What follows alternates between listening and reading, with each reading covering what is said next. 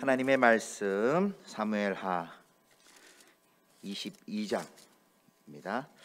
22장 이제 전체 볼 텐데요. 우리 공동체 성경 읽기로 22장 전체 말씀을 함께 듣도록 하겠습니다.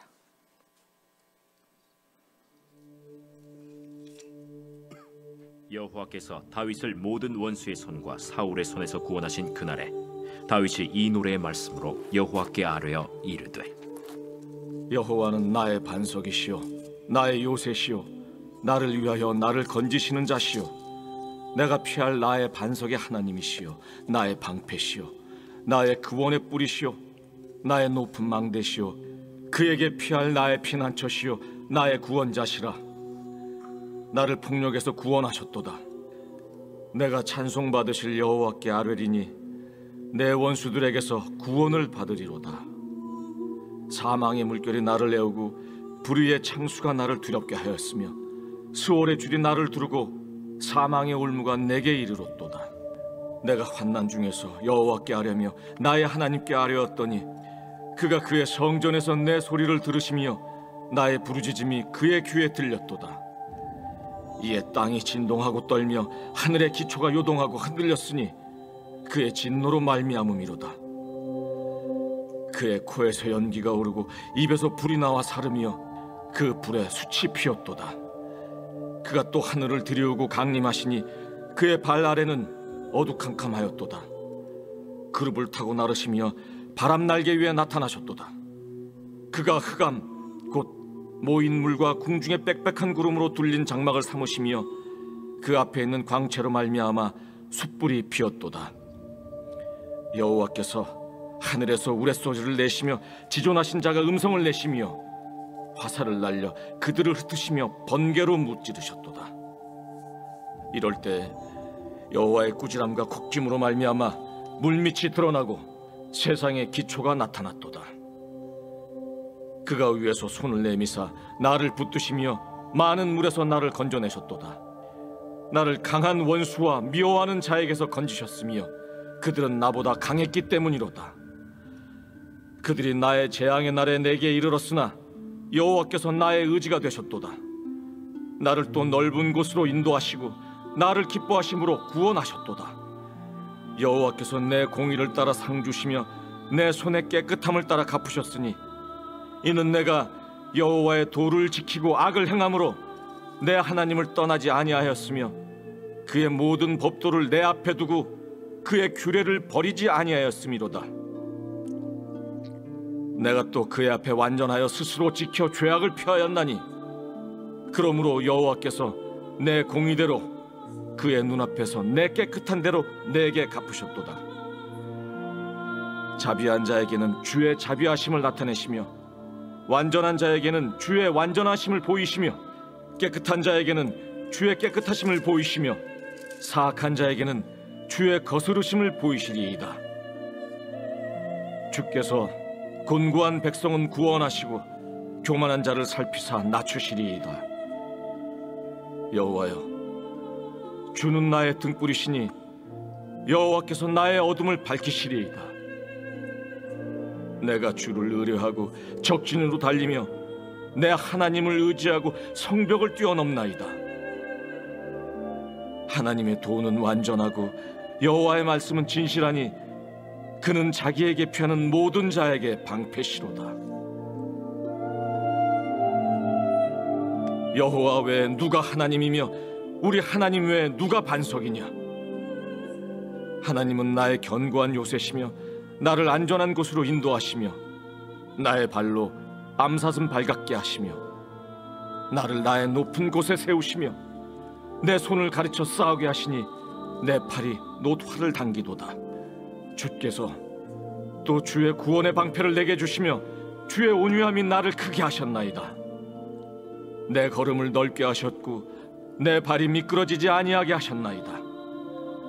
내가 내 원수를 뒤쫓아 멸하여 싸우며 그들을 무찌르기 전에는 돌이키지 아니하였나이다. 내가 그들을 무찔러 전멸시켰더니 그들이 내 발 아래 엎드러지고 능히 일어나지 못하였나이다.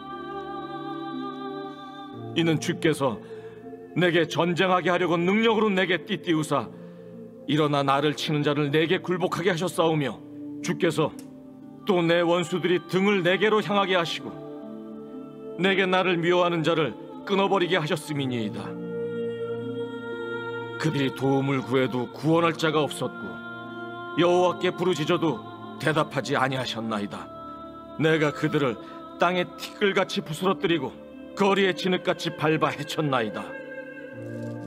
주께서 또 나를 내 백성의 다툼에서 건지시고 나를 보존하사 모든 민족의 으뜸으로 삼으셨으니 내가 알지 못하는 백성이 나를 섬기리이다. 이방인들이 내게 굴복하며 그들이 내 소문을 귀로 듣고 곧 내게 순복하리로다. 이방인들이 쇠약하여 그들의 견고한 곳에서 떨며 나오리로다. 여호와의 사심을 두고 나의 반석을 찬송하며 내 구원의 반석이신 하나님을 높일지로다. 이 하나님이 나를 위하여 보복하시고 민족들이 내게 복종하게 하시며 나를 원수들에게서 이끌어내시며 나를 대적하는 자 위에 나를 높이시고 나를 강포한 자에게서 건지시는도다. 이러므로 여호와여, 내가 모든 민족 중에서 주께 감사하며 주의 이름을 찬양하리이다. 여호와께서 그의 왕에게 큰 구원을 주시며 기름 부음 받은 자에게 인자를 베푸시며 영원하도록 다윗과 그 후손에게로다 하였더라. 아멘. 할렐루야. 네, 반갑습니다. 우리 좌우로 또 앞뒤로 또 가정에서 예배드리고 계시는 우리 성도님들도 함께 인사하겠습니다. 사랑합니다. 축복합니다. 건강하세요. 네. 요즘은 건강하세요 꼭 인사해야 될 것 같아요. 우리 자가격리해서 이렇게 치료받고 있는 성도님들이 우리 교회에도 한 10가정 이상 됩니다. 생각날 때마다 꼭 기도해 주시기 바랍니다. 다윗 현실의 뿌리 박은 영성, 오늘이 18번째고요. 이제 다음 주가 마지막입니다. 19번째. 다음 주 주제 죽음으로 마지막인데 다음 주에는 그 작은 선물을 준비하려고 합니다. 마칠 때마다 책거리처럼 뭘 준비할까 하다가 이 뿌리니까 이 홍삼 한 뿌리씩 드릴까 이런 생각도 해봤는데 선물은 하여튼 생각해 보겠습니다. 다음 주 이제 마지막입니다. 오늘 주제는 신학입니다. 신학.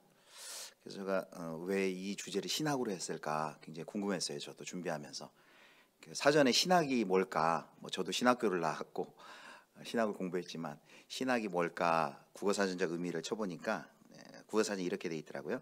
신이 인간과 세계에 대하여 맺고 있는 관계와 신을 연구하는 학문.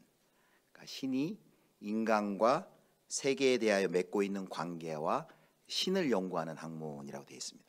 조금 더 줄여서 하나님을 아는 지식이다. 이렇게 하면 조금 더 짧게 설명할 수 있을 것 같습니다.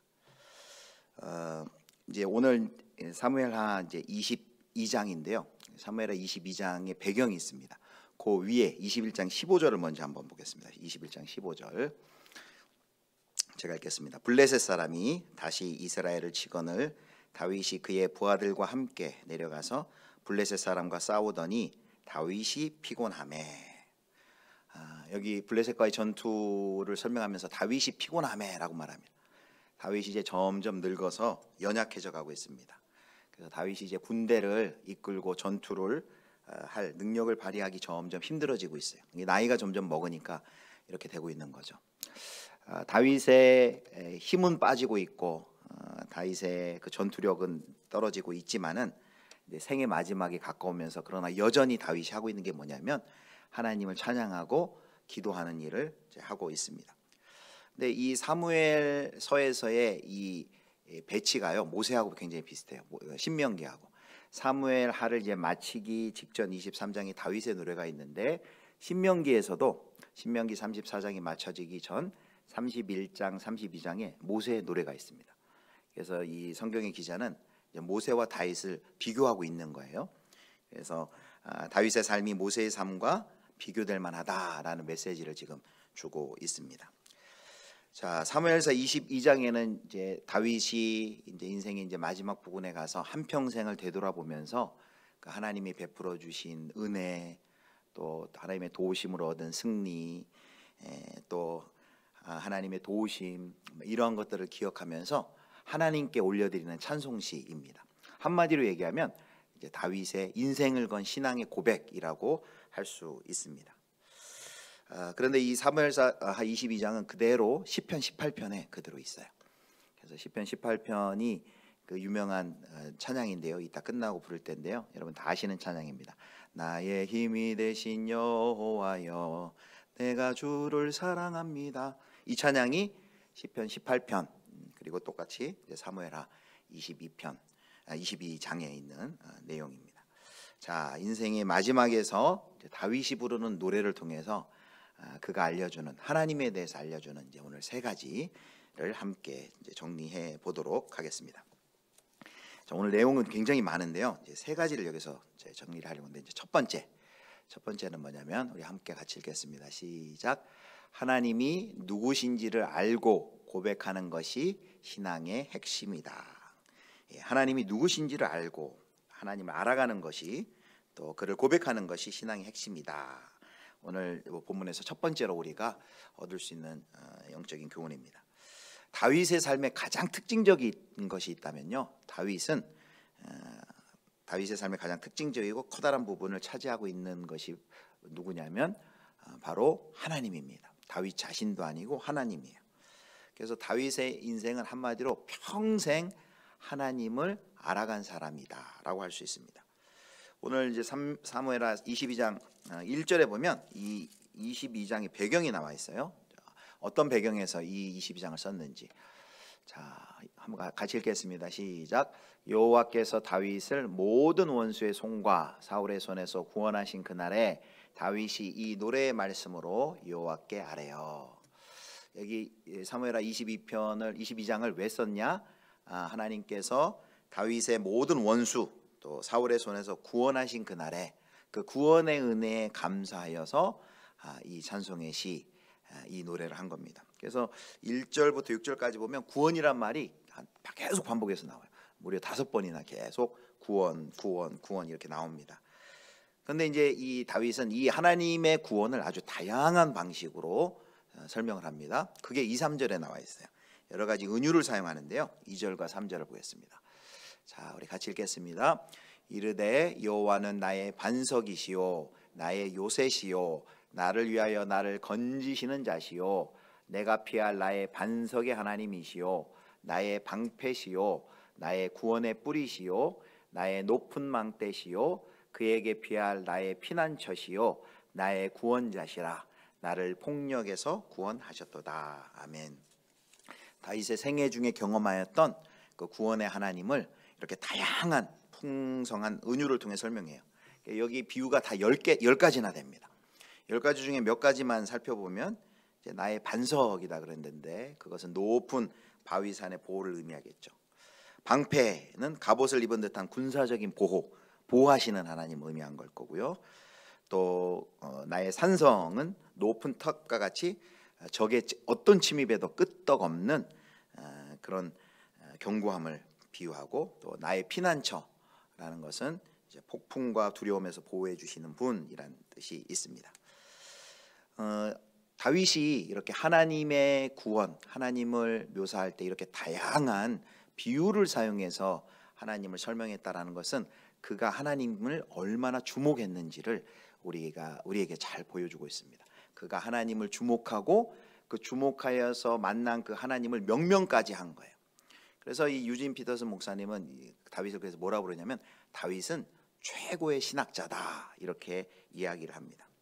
물론 다윗이 그것을 무슨 신학교에 들어가서 교과서를 펼쳐놓고 공부해서 그 하나님을 안 것이 아니겠죠. 찾아오신 하나님을 통해 다윗의 삶 속에서 그 구원을 경험하고 그 구원의 하나님을 산성이시고 요새시고 방패시고 피난처시고 구원자입니다. 이렇게 그 하나님을 이제 명명한 것이죠. 우리는 오늘 이제 첫 번째로 2절과 3절의 다윗의 고백을 통해서 다윗의 하나님은요 어떤 부분적인 하나님이 아니시다라는 것을 알 수 있습니다. 다윗이 말한 여기 뭐 반석, 요새, 바위, 방패, 구원의 뿔, 높은 망대, 피난처, 여기 이 하나님에 대한 묘사, 하나님의 구원의 행위에 대한 묘사는요 단순히 그냥 한 개인의 존재와 한 개인의 삶의 영역만을 언급하는 것이 아니라 그 하나님은 온 우주와 온 역사와 또 더불어 개인의 운명의 주인이심을 우리에게 보여주고 있는 것입니다. 그걸 더 자세히 보여주는 게 이제 7절부터 16절까지 하나님이 온 우주와 온 세상을 다스리시고 주관하시는 분일 뿐만 아니라 또 개인의 삶을 주관하신다는 것을 7절부터 이제 16절에 쭉 보여주는데 7절부터 10절까지만 함께 보겠습니다. 제가 읽겠습니다.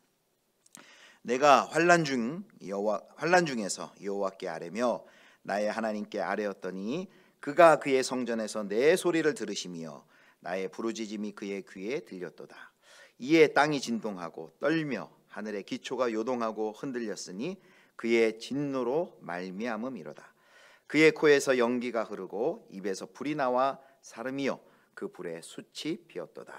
그가 또 하늘을 두리우고 강림하시니 그의 발 아래는 어두캄캄하였도다. 아멘. 여기 지금 7절부터 16절에 보면요, 다윗이 그 구원의 하나님을 이번에는 어떻게 묘사하냐면 자연 속에 있는 여러 가지 현상, 자연 계시를 통해서 그 하나님의 위대함과 하나님의 일하심을 설명하고 있습니다. 그래서 22장 7절부터 16절까지의 이런 자연 현상, 자연의 계시를 통해 그 하나님을 설명한다는 것은 우리에게 이것을 말해주고 싶은 것입니다. 하나님은 인간이 상상할 수 있고 인간이 경험할 수 있는 것보다 더 크고 더 강력하게 우리에게 찾아오시고 일하시고 우리의 기도에 응답하시는 분이다 라는 것을 이런 묘사를 통해 우리에게 보여주고 있는 것입니다. 그래서 다윗은 자신의 전 삶을 통해 이 구원의 하나님을 경험한 것입니다. 그 구원의 하나님을 목도하고 그 구원의 하나님을 명명했어요. 아, 우리 하나님은 이런 하나님이구나. 산성이시고 요새시고 방패시고 피난처가 되시구나. 구원의 뿌리시구나. 그 개인에게 찾아온 그 구원의 경험을 통해 비단 개인의 삶뿐만 아니라 하나님은 온 우주와 온 만물을 다스리시는 통치하시는 하나님이구나 라는 것을 고백하는 것입니다. 그래서 사랑하는 성도 여러분, 바로 이것이 바로 이 다윗의 고백이 결국 우리 모든 신앙인의 고백이고 바로 이 고백이 우리 신앙생활하는 우리 성도들에게 가장 중요한 요소입니다. 왜냐하면 바로 그 하나님의 우리를 향하신 우리의 존재와 우리의 속성은 바로 그 하나님의 이 은혜와 하나님의 사랑과 하나님의 이 긍휼과 하나님의 일하심에 그것에 기초가 되어 있기 때문에 이 하나님을 만나고 이 구원의 하나님을 고백하는 것만큼 우리 신앙생활에 가장 기초적이고 가장 중요한 것이 없다는 말씀입니다. 그래서 우리가 고백하는 게 뭐예요? 우리가 사도신경으로도 고백하지만 전능하사 천지를 만드신 하나님 아버지를 내가 믿사오며, 우리의 신앙 고백이 뭡니까? 하나님은 단순히 나 개인의 하나님, 나의 어려움을 도와주는 그런 하나님이라 온 세상의 창조자시고 온 우주의 역사를 다스리시며 하나님의 뜻대로 하나님의 구원의 역사를 이루어 가시는 하나님이십니다. 이것을 우리의 삶으로 고백을 하는 것이죠. 그래서 오늘 이 사무엘하 22장은 우리에게 이렇게 질문하는 것입니다. 다윗은 이렇게 우리에게 질문하는 거예요. 성도 여러분은 이 하나님을 만나고 있습니까? 성도 여러분은 이 하나님을 알아가고 있습니까? 라고 우리에게 질문하고 있는 것입니다. 그래서 사랑하는 성도 여러분, 첫 번째 신앙의 핵심은 하나님을 알아가는 것에 있어요. 하나님을 경험하는 것에 있어요. 하나님을 알아간다는 것은 단순히 우리가 신앙생활을 열심히 해서 우리가 하나님께 어떤 기도의 응답을 받고 어떤 혜택을 받고 어떤 결과를 얻고 그것은 부차적인 문제예요. 더 중요한 것은 하나님 그분이 누구신가, 하나님이 우리의 삶의 목적이 되어야 되고 하나님 우리의 삶의 신앙생활의 내용이 되어야 합니다. 바로 그것이 우리 신앙생활의 가장 첫 번째 기초입니다. 하나님에게만 우리라는 존재의 가치와 의미가 성립될 수 있는 진리와 생명과 사랑과 은혜가 있기 때문에 그 하나님을 아는 것이 중요합니다. 근데 여기서 우리가 그 하나님을 안다라고 할 때 이것은 단순히 그냥 지식적으로 아는 것이 아니에요. 하나님을 안다라는 것은 다른 말로 얘기하면 그 하나님을 신앙을 고백한다, 그 하나님을 경배한다는 의미입니다. 오늘 사무엘하 22장에 보면요, 다윗이 이 하나님을 주목하고 하나님을 명명하는데 그 그 다윗이 깨달은 그 하나님을 붙들고 계속해서 기도를 합니다. 그래서 22장에는 이는 기도와 관련된 표현들이 많아요. 당신께 달려갑니다. 당신께 노래합니다. 당신께 도움을 구합니다. 이런 표현을 통해서 그 자신이 만난 그 하나님을 향해 계속해서 기도를 하는 것을 봅니다. 계속해서 자신의 신앙을 하나님께 고백하는 것을 봅니다. 계속해서 자신이 하나님을 찬양하고 경배하는 모습이 여기 나타나 있습니다. 그래서 하나님을 안다는 것은 그냥 단순히 책을 읽고서 머리로 암송하고 밑줄 치는데 답쓰는 그런 알림이 아니라, 하나님을 안다는 것은 그 하나님을 나의 인격으로, 나의 신앙으로 고백한다는 의미고, 그 하나님을 예배한다는 의미고, 그 하나님을 경배한다는 말입니다. 하나님에 대해서 가장 많이 아는 존재가 있죠. 누구냐면 사탄이에요. 사탄은 전혀 하나님과 상관이 없겠죠. 하나님에 대해서 알지만 하나님을 경배하지도 않고, 그 하나님께 고백하지도 않고, 그 하나님께 기도하지도 않는 존재이죠. 그래서 우리가 하나님을 안다고 하는, 난 하나님을 잘 알아, 많이 알아 하지만 그 하나님을 경배하지 않고, 그 하나님께 우리의 신앙을 고백하지 않고 기도하지 않는다면 그 지식은 썩게 마련이라는 것을 우리가 기억을 해야 합니다. 자, 그래서 첫 번째, 우리가 하나님이 누구신지를 알고 우리가 그분께 우리의 신앙을 고백하는 것, 이것이 우리 신앙생활의 가장 큰 핵심이다라는 것을 오늘 이 다윗이 우리에게 알려줍니다. 자, 최고의 신학자라 그랬는데요. 다윗의 이 사무엘하 22장을 통해서 이제 두 번째 우리에게 깨닫게 해주는 게 있는데요. 두 번째는 뭐냐면, 자, 우리 같이 한번 읽겠습니다. 시작. 하나님이 누구신지 알게 되면 변화된 존재로 살게 된다. 예, 하나님이 누구신지 알게 되면 변화된 존재로 살게 된다. 21절부터 28절에 통해서 이제 이것을 살펴보려고 합니다. 자, 21절부터는요, 이 총 51절까지의 이 중에서 분위기가 갑자기 바뀌어요. 1절부터 20절까지 쭉 읽다가 21절부터는 분위기가 다른 분위기로 바뀌어요. 그래서 너무 갑자기 분위기가 바뀌니까 어떤 학자들은 이런 이야기를 해요. 아, 이 구절은 다른 시인데 여기다 갖다 놓은 거 아닌가? 라는 그런 의문을 제기하기도 합니다. 자, 분위기가 어떻게 다른지 한번 보겠습니다. 22장 21절부터 24절 4절을 한번 보겠습니다. 여러분 어떤 분위기가 다른지 한번 읽으시면서 한번 살펴보시길 바랍니다. 자, 우리 같이 읽겠습니다. 시작. 여호와께서 내 공의를 따라 상 주시며 내 손의 깨끗함을 따라 갚으셨으니, 이는 내가 여호와의 도를 지키고 악을 행함으로 내 하나님을 떠나지 아니하였으며 그의 모든 법도를 내 앞에 두고 그의 규례를 버리지 아니하였음이로다. 내가 또 그의 앞에 완전하여 스스로 지켜 죄악을 피하였나니. 아멘. 여러분 뭐가 조금 분위기가 다른지 좀 이렇게 읽혀지셨습니까? 앞에 이제 1절부터 20절까지는 이제 자신의 이제 연약함을 이야기하고, 하나님은 이런 구원의 하나님이십니다, 이런 하나님이십니다, 이렇게 고백하는데요. 21절부터 들어서면은 마치 하나님이 신상필벌을 이야기하는 것 같아요. 그러니까 하나님이 도덕적으로 엄격하시고 순종하는 자에게 보상하시고, 그러니까 신상필벌, 상 줄 자에게 상 주시고 또 못하는 자에게 벌 줄 자에게 벌 주시고. 그러니까 다윗의 이야기는 다윗이 연약한데 하나님이 그에게 은혜를 베풀어 주신 그 복음의 이야기인데, 여기 보면은 어떤 인간의 어떤 책임을 강조하는 듯하고, 특별히 거슬리는 것은 24절 말씀은 좀 이해가 안 돼요. 24절만 한번 볼게요. 제가 다시 보겠습니다. 내가 또 그의 앞에 완전하여 스스로 지켜 죄악을 피하였나니. 언뜻 들으면 이게 지금 다윗이 자화자찬하는 것 같아요. 내가 또 그의 앞에서 완전하여 스스로 지켜 죄악을 피하였나니. 다윗이 나는 하나님이 은혜 주셔서 이렇게 내가 아주 높은 고귀한 신앙을 내가 유지하고 있습니다. 나는 죄를 피하였습니다. 완전합니다.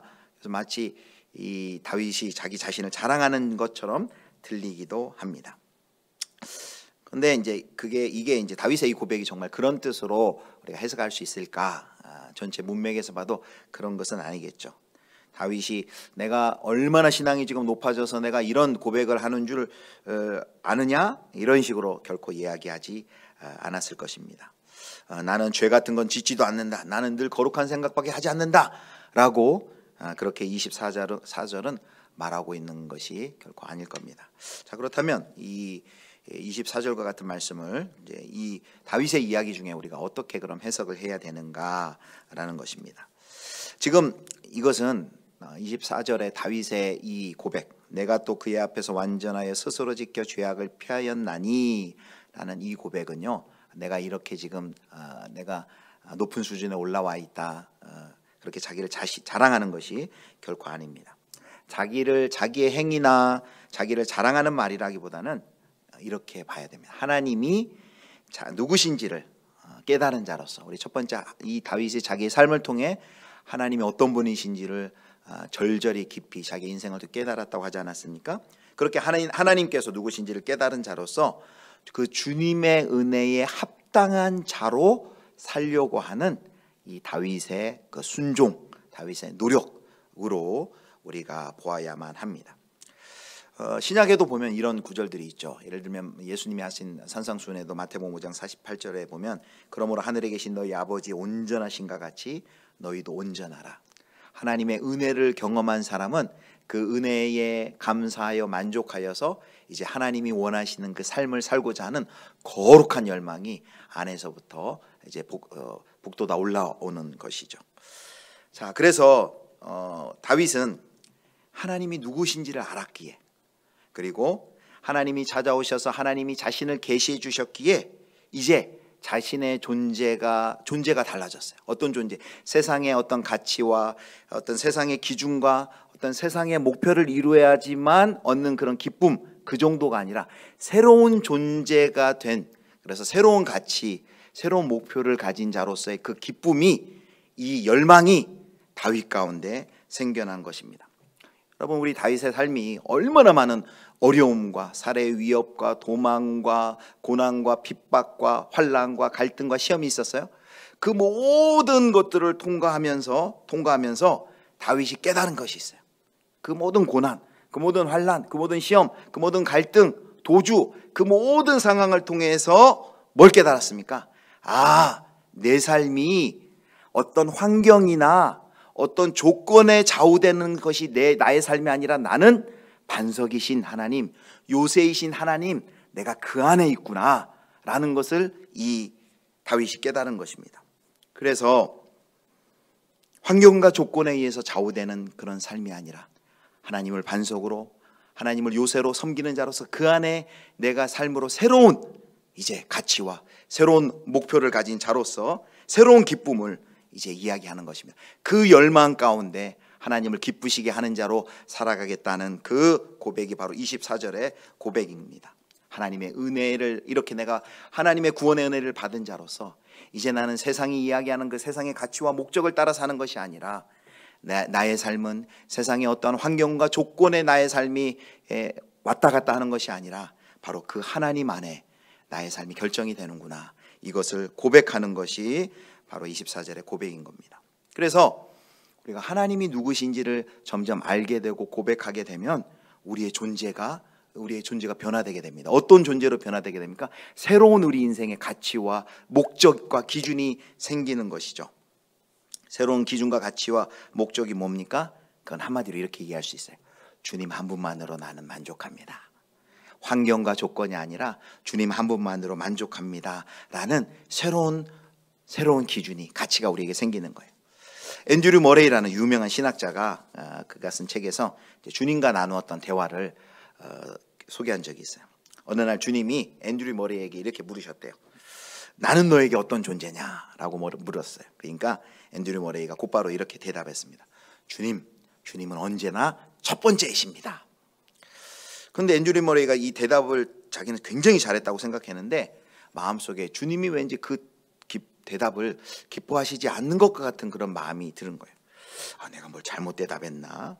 이렇게 생각하면서 주님이 기뻐하시지 않으시는 것 같으니까 이 앤드류 머레이도 굉장히 마음이 하루 종일 무거웠습니다. 그러다가 저녁에 깨달았어요. 내가 대답을 잘못했구나. 그래서 다시 주님께 나와서 고백했대요. 뭐라고 고백했냐면, 주님은 저의 첫 번째가 아니라 주님은 나의 모든 것입니다. 이렇게 대답을 했답니다. 사랑하는 성도 여러분, 하나님을 더 깊이 알아가면 알아갈수록 우리가 어떤 존재로 변화됩니까? 주님 한 분만으로 만족합니다. 다른 것, 이거 저거 환경, 조건 다 이루어지지 않아도 나는 주님으로 만족합니다. 주님 한 분이면 족합니다. 이러한 존재로 변화되게 된다는 것이죠. 하나님을 깊이 알아가고 경험할 때 주님 한 분만으로 나는 만족합니다 라는 고백을 하는 새로운 변화된 존재로 우리가 세워진다는 것입니다. 자, 이제 두 번째가 이거였고요. 자, 이제 세 번째 보겠습니다. 세 번째, 자, 같이 읽겠습니다. 시작. 하나님은 아무것도 할 수 없는 자를 모든 것을 할 수 있게 하신다. 하나님은 아무것도 할 수 없는 자를 모든 것을 할 수 있게 하신다. 자, 이 시인은요, 이제 여호와의 완벽하심을 다시 한번 선포하는데요. 31절, 32절을 보겠습니다. 31절, 32절 우리 같이 읽겠습니다. 시작. 하나님의 도는 완전하고 여호와의 말씀은 진실하니 그는 자기에게 피하는 모든 자에게 방패시로다. 여호와 외에 누가 하나님이며 우리 하나님 외에 누가 반석이냐. 아멘. 이렇게 여호와의 완벽하심을, 그래서 앞에 22장 1절에서부터 20절까지 고백했던 그 하나님에 대해서 다시 한번 31절 32절에 이렇게 고백을 합니다. 그리고서 이제 그 뒤에 이제 32절 이후에 보면 이제 다윗이 앞에 1절부터 20절까지 하고는 이제 전혀 다른 모습이 보여요. 1절부터 20절에 보면은 다윗이 자기는 여호와께 부르짖을 것밖에 없고 모든 것을 행하시는 분은 여호와십니다. 7절 같은 경우는 이렇게 얘기하죠. 22장 7절에 내가 환난 중에 여호와께 아뢰며 나의 하나님께 아뢰었더니, 다윗의 그 연약한 모습을 고백하면서 하나님의 도움을 구하는 그런 모습이 7절에 있는데요. 그런데 이제부터 이제 31절 2절 이후에 보면 다윗이 굉장히 자신감을 표현해요. 자신은 여호와의 도움으로 많은 것을 이제 할 수 있습니다. 그래서 내가라는 말을 많이 써요. 자, 한번 보겠습니다. 22장 30절 다윗의 자신감이 어떻게 표현하나 봐요. 자, 30절 같이 읽겠습니다. 시작. 내가 주를 의뢰하고 적진으로 달리며 내 하나님을 의지하고 성벽을 뛰어넘나이다. 자, 38절입니다. 시작. 내가 38절 38절 시작. 내가 내 원수를 뒤쫓아 멸하였사오며 그들을 무찌르기 전에는 돌이키지 아니하였나이다. 자, 그다음에 39절입니다. 39절. 내가 그들을 무찔러 전멸시켰더니 그들이 내 발 아래에 엎드러지고 능히 일어나지 못하였나이다. 마지막으로 한 구절 더요. 43절 같이 읽겠습니다. 43절 시작.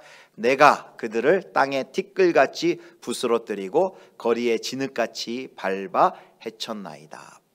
여러분, 이 사무엘하 22장이 시작될 때와는 너무 다른 자신감에 차 있는 다윗의 모습을 봅니다. 내가 원수를 뒤쫓아 멸하였사오며 그것을 무찌릅니다. 내가 그들을 무찔러 전멸시켰습니다. 내가 그들을 땅에 티끌같이 부스러뜨립니다. 이런 표현들이 계속해서 나와요. 이거는 굉장히 자신감 넘치는 고백이죠.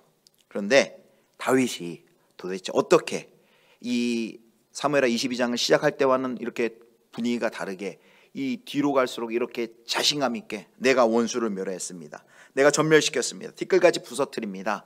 라는 고백을 도대체 어떻게 할 수 있었을까요? 그것은 이제 우리가 잠깐 또 살펴보겠지만 하나님이 도와주셨기 때문이에요.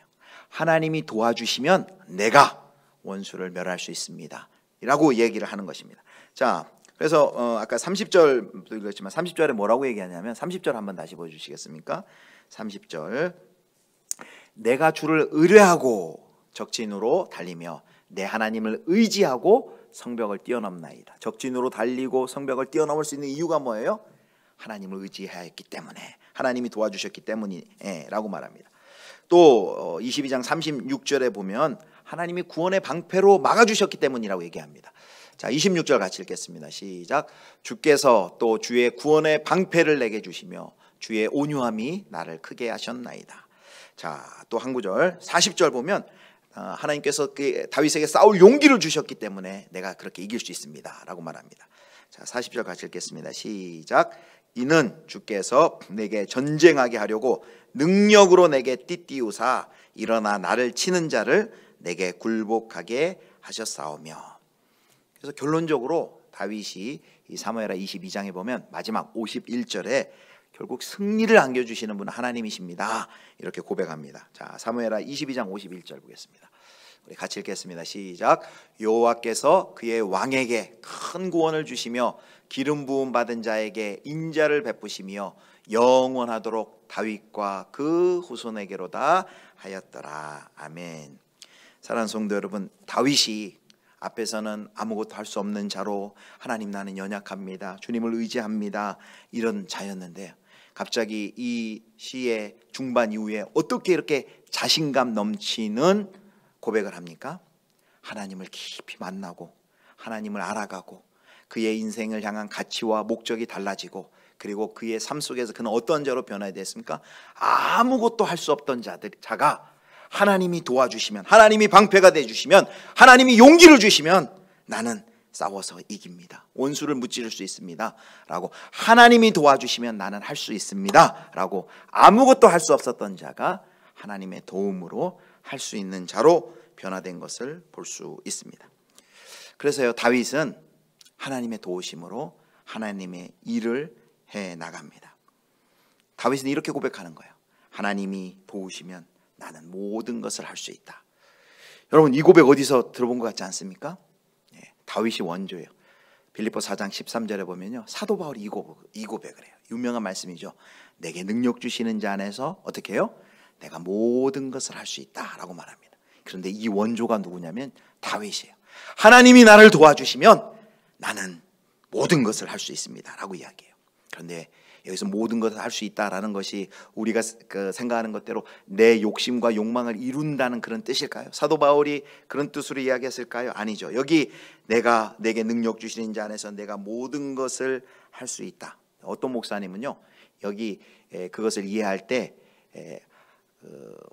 한 글자를 넣으면은 이 구절에 빌립보 4장 13절의 뜻을 제대로 이해할 수 있다라고 말해요. 뭐라고 얘기했냐면요, 내게 능력 주시는 자 안에서 내가 모든 것을 할 수 있느니라. 그걸 어떻게 하면 한 글자를 더 넣으래요.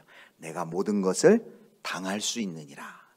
그러니까 무슨 말인고 하뇨, 내가 모든 걸 할 수 있는 게 아니라 이 말씀이 도깨비 방망이처럼 내가 원하는 거 다 그냥 하나님이 도와주시면 내가 원하는 거 이것도 주시고 저것도 주시고 저것도 이루어 주시고 저기 올라가고, 그게 아니라 아까 그 다윗이 두 번째 고백한 것처럼 내 환경이, 내 처지와 내 상황이 어떠할지라도 주 안에 있는 나에게 요새이신 하나님, 방패이신 하나님과 함께 할 때에 그 모든 상황과 환경을 뛰어넘어 주의 뜻이 이루어집니다 라고 확신하는 것이 바로 사도 바울의 고백이고 이 다윗의 고백인 거예요. 하나님이 함께 하시면 내가 모든 것을 할 수 있습니다 라고 고백을 하는 것이죠. 그래서 이 사무엘하 22장 처음에는 절박한 상황으로 이렇게 시작됐다가 이제 이 시가 끝날 때 다윗은 자신만만한 용사의 모습으로 변해 있습니다. 어떻게 해요? 하나님을 더 깊이 알아갈 때 다윗이 이렇게 변화된 것입니다. 사랑하는 성도 여러분, 그래서요, 복음은 우리가 복음을 통해서 우리가 처음에 만나는 우린 누구면 어떤 자들입니까? 죄인이에요. 아무것도 할 수 없는 자들이에요. 가장 연약한 자들이에요. 그런데 복음 안에서 우리가 새로운 사람으로 변화됩니다. 어떠한 자로 변화됩니까? 이제 그리스도 예수 안에서 이제 모든 것을 할 수 있는, 주님의 뜻을 이룰 수 있는, 사망이나 생명이나 하나님 그런 것과 상관없이 하나님의 사랑에 묶여서 모든 것을 할 수 있는 그런 놀라운 존재로 변화되는 역사가 바로 복음의 역사라는 것입니다. 특별히 다윗이 살았던 이 시대에 다윗이 처한 문화를 생각해 보면 다윗이 어떤 상황이었어요? 블레셋 문화, 가나안식 도덕관, 요즘식으로 말하면 폭력, 난잡한 성문화, 이런 것이 지배적이었던 그 사회 속이었어요. 그런 사회 속에서 하나님의 능력을 힘입어서 그가 감당해야 할 그 사명을 감당했습니다.